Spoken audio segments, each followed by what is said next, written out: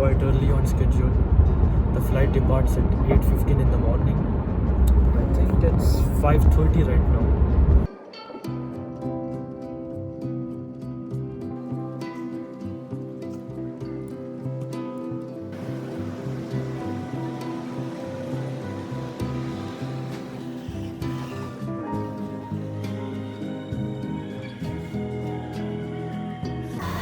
The new Terminal 1 in Jeddah is considered one of the largest airport terminal buildings in the world. In 2019, the new Terminal 1 had a soft opening with a number of domestic flights allowed to operate from it. In August 2019, only a few international flights operated by Saudia were moved to the new terminal. On 18th November 2019, Etihad had become the first non-Saudi airline to move to the new terminal building. Hi, so I had my morning coffee a while back, and the terminal over here is like somewhat crowded, I would say. But forgetting all of that, one of the truly spectacular thing in this terminal is the ceiling out here. The ceiling has totally amazed me. I'm in love with the ceiling. The ceiling shows the amount of time the architect and everything they have invested in making this terminal.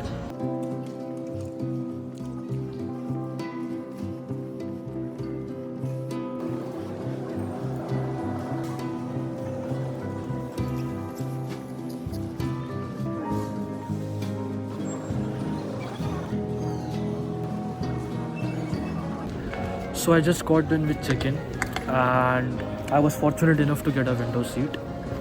My seat number is 19 Foxtrot. Earlier there used to be a guy who used to check your IDs and match it with the boarding pass, which used to take a lot of time, but now they have e-gates out here. So let's check it out.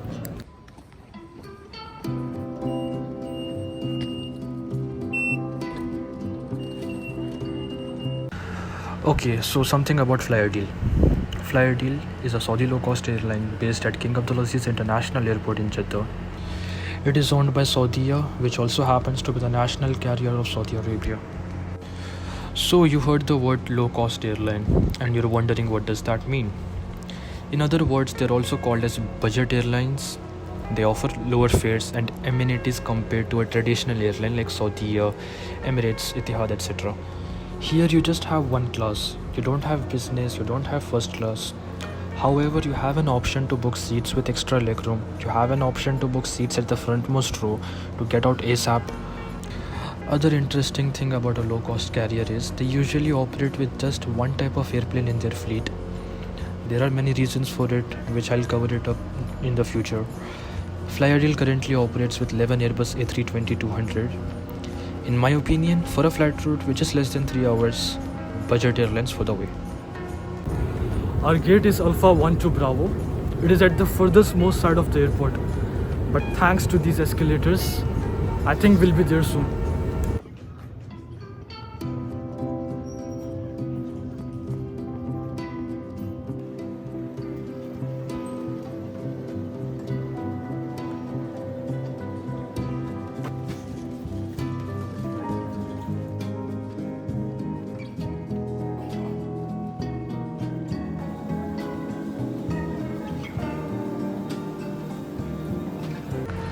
I was one of the first one to board the aircraft. Upon entering the cabin looked really neat and tidy. I just wish that the crew was more welcoming enough. Let's talk about the standard seat and the legroom. In my opinion, if you are someone who is above 180, I really recommend you to get a seat with extra legroom. Enjoy this time lapse from the gate to the departure, and I will see you guys soon.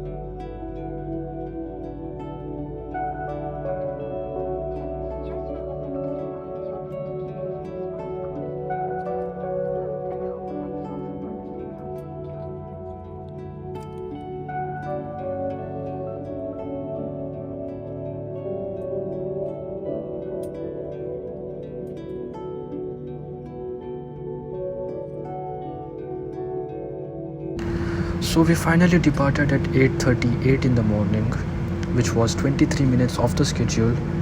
Let's see if we can make it up on time. Our flight was operating at 80 to 90% of the capacity because literally all seats were full except the middle row. One of the things that I would point out to is that most of the passengers had their masks on, which is really appreciated considering the time we are living in.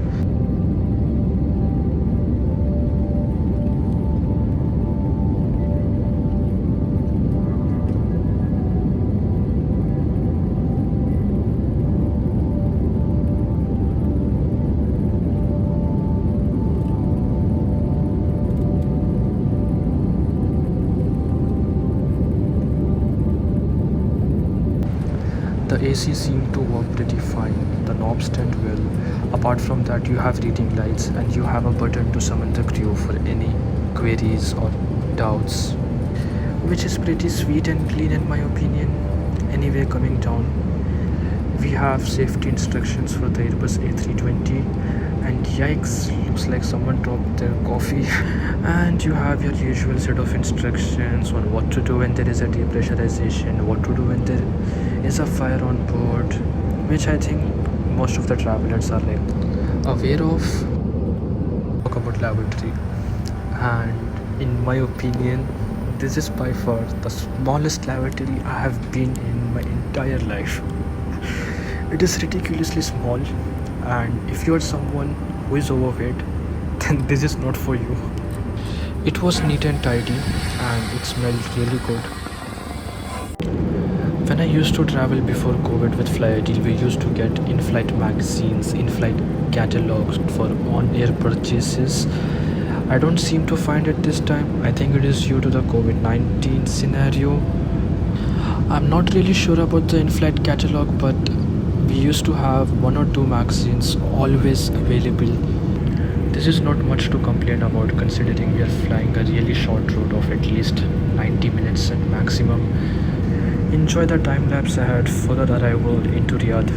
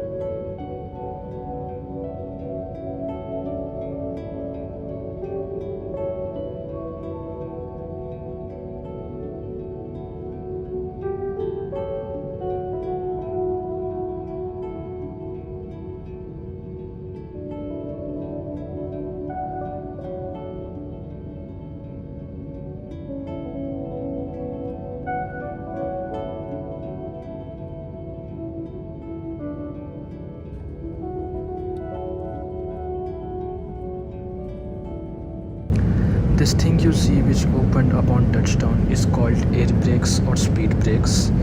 These are used on aircrafts to increase drag or increase the angle of approach during landing. In simpler terms, it helps to slow down the aircraft when you land. Apart from that, the touchdown was smooth. Loved it. We landed 10 minutes before our scheduled arrival time, which brings the total flight duration to 1 hour and 8 minutes. Even though we had departed 23 minutes late and we still arrived on schedule, it is pretty interesting, but there is a factor around it which I would cover it up in my future videos hopefully.